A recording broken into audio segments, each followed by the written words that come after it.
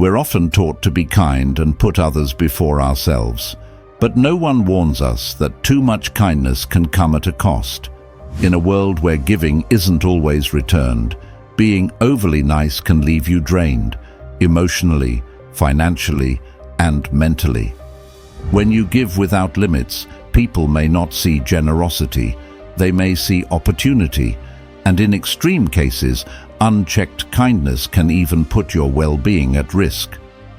In today's video, I'll share 8 negative consequences of being too nice and 4 firm strategies to stop people from taking advantage of you without losing your humanity. Let's begin with number 1. You expect too much from people. The Stoics said that we should accept things as they are and not depend on what other people do to make us happy. Giving without asking too much in return keeps you from being disappointed and helps you practice emotional separation, which gives you a calmer mind. Whether we are aware of it or not, it's hard for us to be fully selfless when we give. When we give everything we have, we expect everyone else to do the same.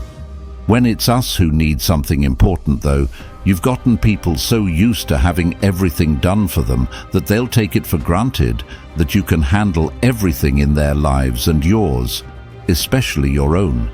Because if you don't take care of your own, why would you take care of other people's? In reality, your hopes of reciprocity won't be met, and you'll end up with a bad mood, tiredness, anger, and sadness. Still, if we look at it objectively, people aren't letting you down. They're just doing what you should be doing, which is taking care of their own tasks. People will only expect you to give them something, which is the second point. The Stoics say that it's important to remember that real worth comes from acting in a way that is good and logical, not from just doing what other people want. Moderation and giving in a balanced way help you stay in charge of your actions and keep you from getting into habits that hurt your mental health. You've heard your whole life that people are creatures of habit, and this couldn't be more true. People are made to adapt to a pattern, a way of life, and a symphony of things going on around them. The idea of the comfort zone comes from this desire to change. This means that if you're always giving, the people you help will expect you to give them something all the time. You'll lead them into their comfort zones, and they won't have to do many of their responsibilities because you'll be there to do them. If you don't value yourself, no one is likely to look you in the eyes and tell you to think more about yourself. At least don't expect this kind of empathy from the people you help, because they'd stick to their own Robin Hood, which would cost them a lot in their lives. Third, your goals will not be taken into account.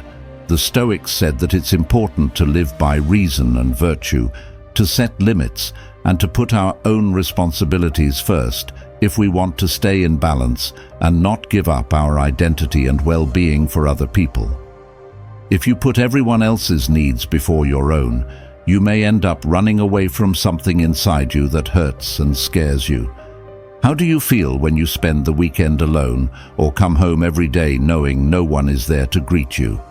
If you're doing so many different things because you want to get away from yourself, the blow will be twice as hard because, on the one hand, you'll have to face yourself sooner or later, and on the other, your bad mood will get worse as you start to put other people's needs before your own. Self-care is one of the most important parts of being healthy. Before you can help others feel better, you need to make sure you're happy, spoiled, and well cared for. That is, you should never give someone a chocolate unless you've first really enjoyed one yourself. Similarly, you shouldn't offer to clean a friend's house until you've cleaned your own and watched a good movie while sipping wine. The rest of the world comes after you. 4. People will think you are weak and treat you that way. Stoicism tells us to work on being strong and in charge of ourselves. By setting limits and practicing self-discipline, we can show others that we are committed to our own responsibilities and ideals, earning their respect instead of being seen as weak. If you help other people too much over time, you might be seen as an expert in the area where you work with other people. You might be making the exact opposite impression. When you don't set limits, people start to see you as weak, just like the person who opposes a boss. So much so that they'll come to you to get rid of their responsibilities because they know you won't say no. On the contrary, as soon as you use this magic word, they will start to feel something for you. They never thought they would. Respect. You'll have a lot of buts or people who only come to you when they need something. Stoicism teaches us how important it is to be smart and wise. By choosing who to help with self-control and perspective, we can tell the difference between real people and those who want to take advantage, so we don't waste our time or energy on things that don't help. People who thought you were a good friend all of a sudden only want to hang out with you when they need something. If you think about it logically, it's not so unlikely that this could happen to you, since most people don't invite their employees or co-workers to have coffee with them, let alone a beer. What's going on with you makes sense, but that doesn't mean it's fair. So you need to learn how to handle the methods I'll tell you about at the end to keep people from taking advantage of you. Sixth, you'll only get people who want something and never those who want to give. With patient judgment, we can build relationships that are real and good for both parties. People come into our lives because their energies match up with ours.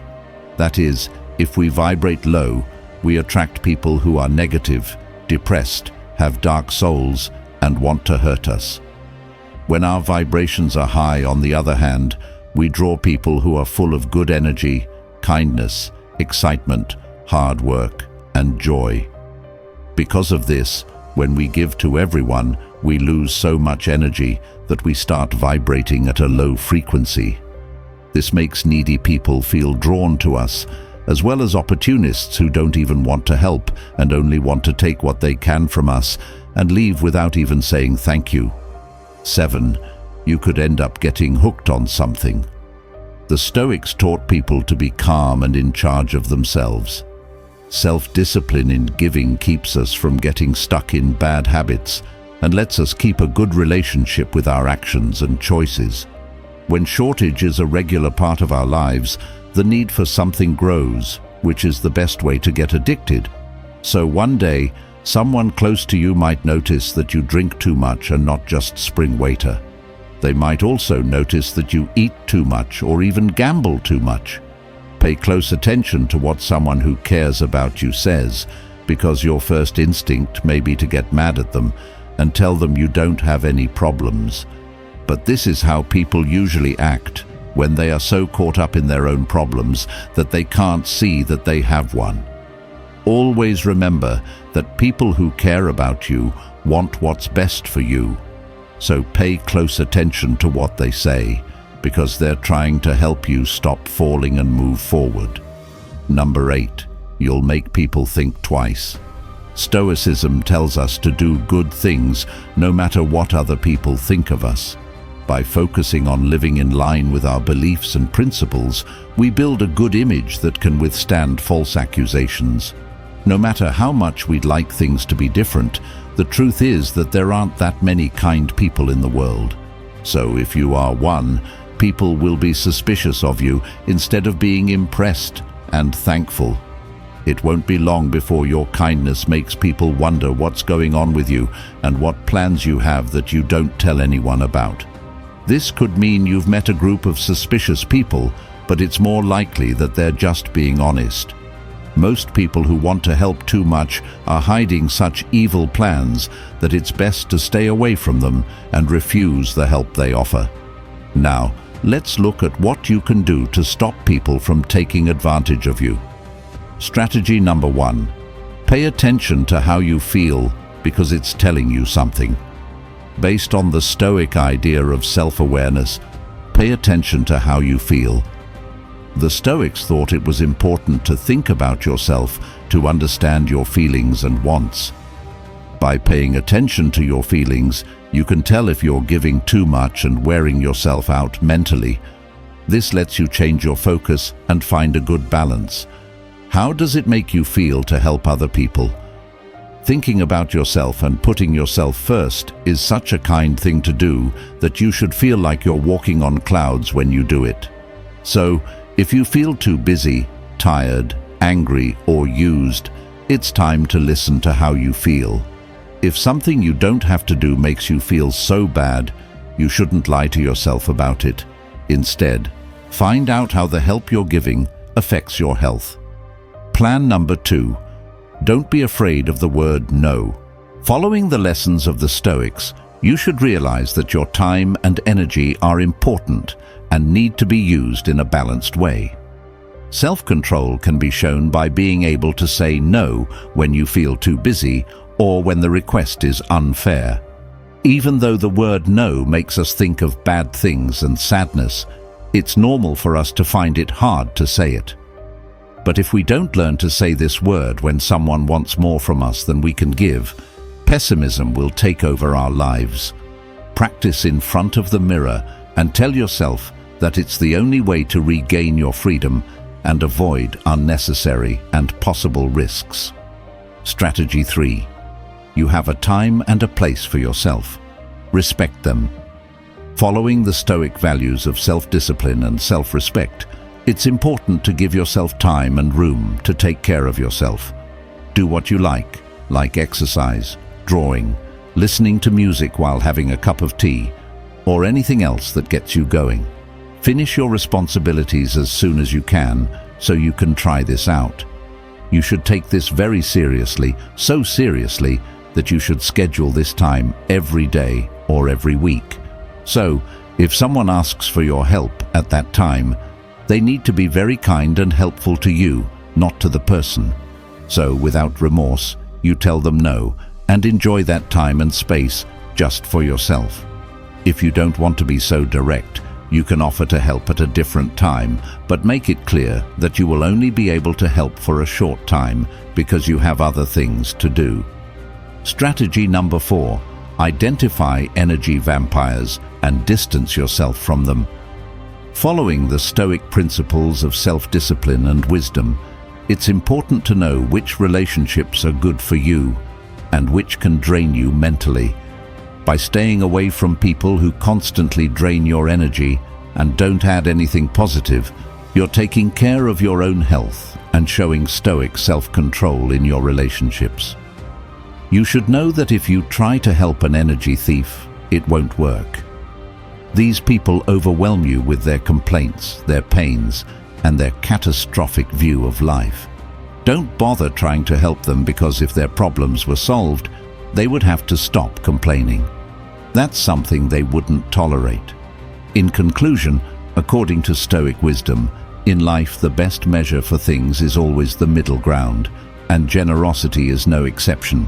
If we give too little, we come across as selfish and greedy, while if we give excessively, we end up completely drained of energy, time, and probably money as well.